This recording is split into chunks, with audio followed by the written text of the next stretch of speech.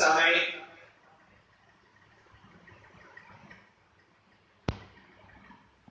ذکر و اذکار یہ تمام عبادتوں میں سب سے آسان اور سب سے ہلکی اور بڑی ہی جامع عبادت ہے۔ ذکر و اذکار زبان کی حفاظت کا ایک بہترین ذریعہ ہے۔ ذکر و اذکار کے ذریعے بندہ اپنے رب کو آسانی سے یاد کر سکتا ہے۔ اللہ کے نبی صلی اللہ علیہ وسلم نے فرمایا مثل الذی یذکر ربہ والذی لا یذکر ربہ مثل الحی والمیت۔ اس شخص کی مثال جو اللہ کو یاد کرتا ہے اور اس شخص کی مثال جو اللہ کو یاد نہیں کرتا زندے اور مردے کی طرح ہے۔ اور خاص طور پر فرائض کے بعد اللہ کے نبی صلی اللہ علیہ وسلم نے اذکار کا اہتمام کرنے کی تاکید کی، ترغیب کی۔ صحابہ کرام جب دیکھتے ہیں کہ مادہ صحابہ نیکیوں میں ہم سے آگے بڑھ رہے ہیں، اللہ کی راہ میں زیادہ سے زیادہ خرچ کر کے، تو غریب صحابہ بڑے تشویش میں مبتلا ہو گئے۔ اللہ کے نبی صلی اللہ علیہ وسلم سے عرض کرنے لگے، اے اللہ کے نبی صلی اللہ علیہ وسلم، مادہ صحابہ تو اللہ کی راہ میں خرچ کر کے نیکیوں میں ہم سے آگے بڑھ رہے ہیں، ہمارے پاس اتنی دولت نہیں ہے کہ ہم اللہ کی راہ میں خرچ کر سکے۔ اے اللہ کے نبی صلی اللہ علیہ وسلم، ہم نیکیوں میں پیچھے ہو رہے ہیں۔ تو اللہ کے نبی صلی اللہ علیہ وسلم نے نیکیوں میں آگے بڑھنے کا بہترین اور آسان نسخہ بتلایا۔ فرمائے کہ ہر نماز کے بعد اذکار کا اہتمام کرو، یعنی سبحان اللہ، الحمدللہ، اللہ اکبر، یہ تسبیحات کا اہتمام کرو۔ 33 مرتبہ ہر نماز کے بعد اس کا اہتمام کیا کرو۔ تو جب بعض صحابہ ان تسبیحات کا بھی اہتمام کرنے لگے تو اللہ کے نبی صلی اللہ علیہ وسلم سے پھر صحابہ عرض کیے، اللہ کے نبی صلی اللہ علیہ وسلم، وہ صحابہ تو جو مالدار ہے وہی تسبیحات کا اہتمام کر رہے ہیں اور ہم سے آگے بڑھ رہے ہیں۔ اللہ کے نبی صلی اللہ علیہ وسلم نے فرمایا، یہ اللہ کا فضل ہے، اللہ تعالیٰ جسے چاہے عطا فرماتا ہے، یہ ان کا نصیب ہے۔ تو معلوم ہوا کہ ذکر و اذکار کا اہتمام کرنا چاہیے، خاص طور پر فرائض کے بعد 33 اور ایک 34 مرتبہ، جیسے اللہ اکبر، سبحان اللہ، اس کا اہتمام کرتے رہنا چاہیے۔ اس کا فائدہ کیا ہوگا؟ ایک تو سنت پر عمل کرنے کا اجر ملے گا، اور کئی فضیلتیں ان اذکار کی بتلائی گئی۔ ترمذی کی روایت ہے، عبداللہ بن مسعود رضی اللہ تعالی عنہ سے مروی ہے، اللہ کے نبی صلی اللہ علیہ وسلم نے جو معراج کیا، آپ کو معراج کروائی گئی، اس موقع پر حضرت ابراہیم علیہ السلام سے ملاقات ہوئی۔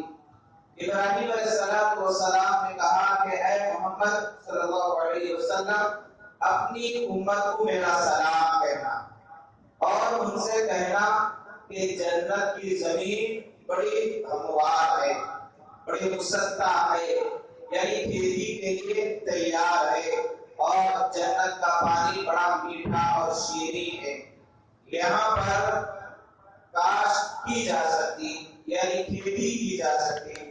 سبحان اللہ، الحمدللہ، لا الہ الا اللہ، واللہ اکبر کے ذریعے یہ 4 ایسے تسبیحات کے الفاظ ہیں۔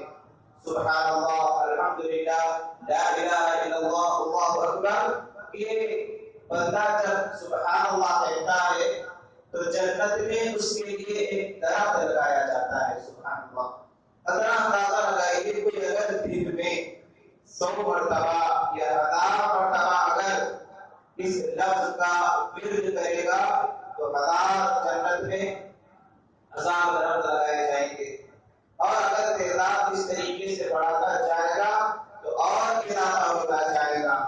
تو یہ فضیلت بتلائی گئی۔ ایک اور فضیلت یوں ہی بتلائی گئی کہ اللہ کے نبی صلی اللہ علیہ وسلم نے فرمایا کہ اللہ تعالیٰ نے بعض کلمات کو اپنے لیے پسند کیا، یعنی چن لیا ہے۔ ان میں سے یہ تسبیحات سبحان اللہ، الحمدللہ، لا الہ الا اللہ، اللہ اکبر، اللہ نے اپنی بڑائی بزرگی کے لیے چن لیا۔ کوئی اگر سبحان اللہ کہتے ہیں تو اللہ کے نبی صلی اللہ علیہ وسلم نے فرمایا کہ انہیں 20 نیکیاں عطا کی جاتی۔ صحیح الجامع کی یہ روایت ہے، 20 نیکیاں سبحان اللہ کہنے سے ملتی ہے۔ الحمدللہ اگر کوئی کہیں گے 20 نیکیاں عطا کی جاتی، اللہ اکبر کہتے ہیں 20 نیکیاں عطا کی جاتی، لا الہ الا اللہ کہیں گے 20 نیکیاں۔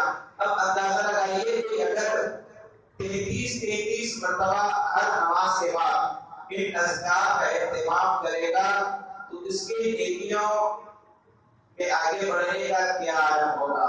بظاہر یہ بالکل چھوٹی عبادت ہے، نہ محنت کی ضرورت ہے، نہ کوئی خاص وقت نکالنے کی ضرورت ہے، نہ کوئی خاص جگہ جا کر پڑھنے کی ضرورت ہے۔ چلتے ہوئے، بیٹھتے ہوئے، ٹہلتے ہوئے، لیٹتے ہوئے، جہاں بھی جیسا بھی موقع ملے اس کا اہتمام کرتے رہنا چاہیے۔ اور اگر کوئی الحمدللہ رب العالمین کہیں گے تو اللہ کے نبی صلی اللہ علیہ وسلم نے مزید فرمایا کہ اسے 30 نیکیاں عطا کی جاتی۔ ایسی ایک دو نہیں، کئیوں فضیلتیں اذکار کی احادیث کے اندر بتلائی گئی۔ اللہ تعالیٰ نے تو کثرت سے اللہ کو یاد کرنے کا ذکر فرمایا ہے۔ ہمارے لیے ضروری ہے کہ ہم جہاں فرائض کا اہتمام کر رہے ہیں وہیں پر نماز کے بعد کے اذکار کا خاص طور پر اہتمام کریں۔ کیوں؟ 5-10 منٹ کا وقت لگتا ہے، اگر ہم کچھ دیر بیٹھ کر اذکار کریں گے تو کوئی بڑا نقصان نہیں ہوگا۔ جب اتنا وقت لگا کر دور سے مسجد آتے ہیں، اگر ہم اذکار کے بغیر ہی اٹھ کر چلے جائیں گے تو فائدہ کیا ہوگا اتنی دور آنے کا؟ جب ہم نیکیاں کما رہے ہیں تو ہم کو اور بڑھ چڑھ کر ایسے مواقع ڈھونڈ کر نیکیوں میں آگے بڑھنا چاہیے۔ اللہ تعالیٰ سے دعا ہے الہ العالمین ہم تمام کو ذکر و اذکار کے توفیق عطا فرما، ذکر و اذکار کے ذریعے اپنے روزے کو مضبوط کرنے کی توفیق عطا فرما، اپنے درجات کو بلند کرنے کی اللہ تعالیٰ توفیق عطا فرما۔ قبل اس کے لیے اپنی بات کو ختم کروں، ایک ضروری اعلان